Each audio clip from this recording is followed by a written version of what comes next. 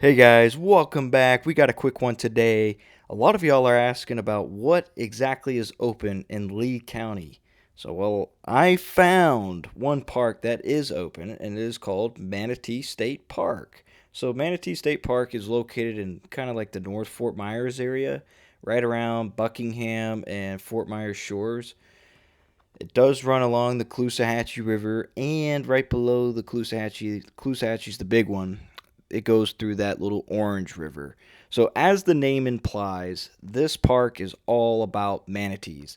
A lot of people think that manatees are only on the coast. That is false.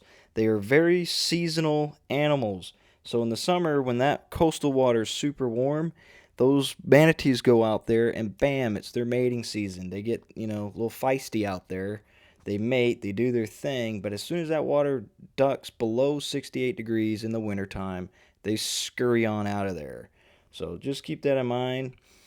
They're state of the art porta potties. I was blown away by these things, just top notch. There is a kayak launch there. You can either rent or bring your own. But since we're in the wintertime, folks, and the peak months for the manatees at this park is between December to February. So just keep that in mind. You take that little route out, you take the little small Orange River, you go all the way up north to the Caloosahatchee, and there's a big shell factory that is on that Caloosahatchee River that warms it up. The manatees love it. There's a lot of cool walking paths.